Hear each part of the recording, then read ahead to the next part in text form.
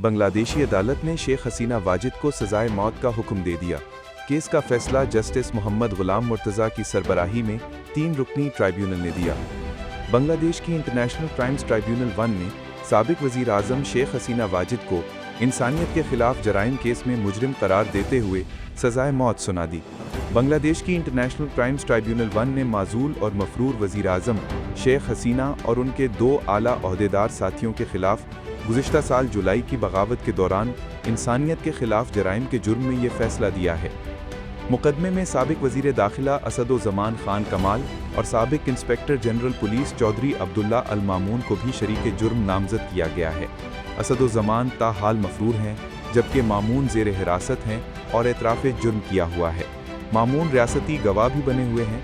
2010 में ट्राइब्यूनल के क़याम के बाद से वो रियासती गवाह बनने वाले पहले मुजरिम हैं। केस का फैसला जस्टिस मोहम्मद गुलाम मुर्तज़ा की सरबराही में 3 रुकनी ट्राइब्यूनल ने 453 सफ़हात पर मुश्तमिल फैसले का हिस्सा पढ़ने के बाद दिया।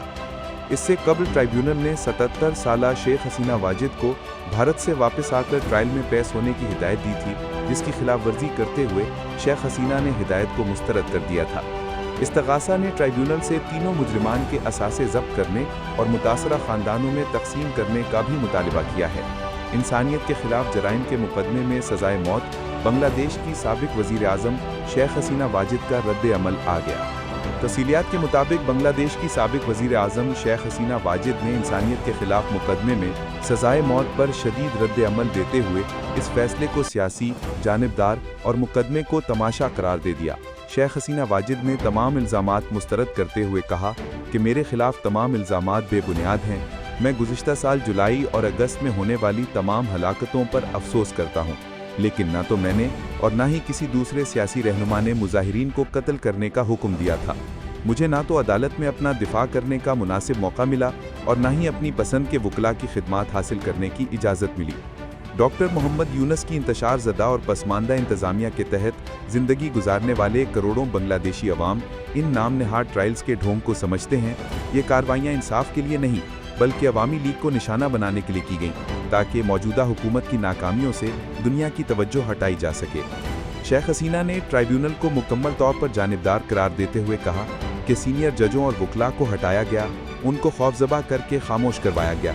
ट्राइब्यूनल ने सिर्फ अवामी लीग के रहनुमाओं के खिलाफ मुकदमात चलाए, जबकि दीगर जमातों को हाथ तक नहीं लगाया। शहरियों पर तशद्दुद करने वाले अनासिर के खिलाफ कोई तफ्तीश या कार्रवाई नहीं की गई।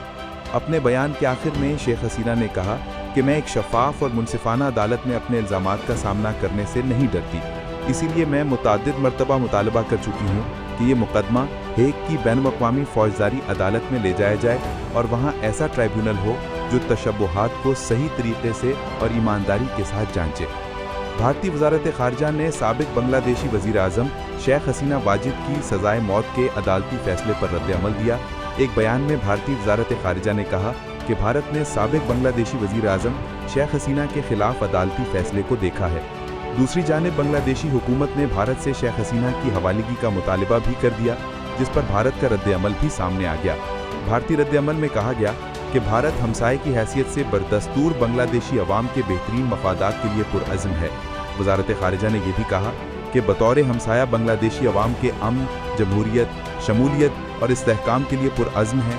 वज़ारत ख़ारिजा ने कहा कि भारत इस मकसद के लिए तमाम स्टेक होल्डर्स के साथ हमेशा तख्लीकी बातचीत जारी रखेगा।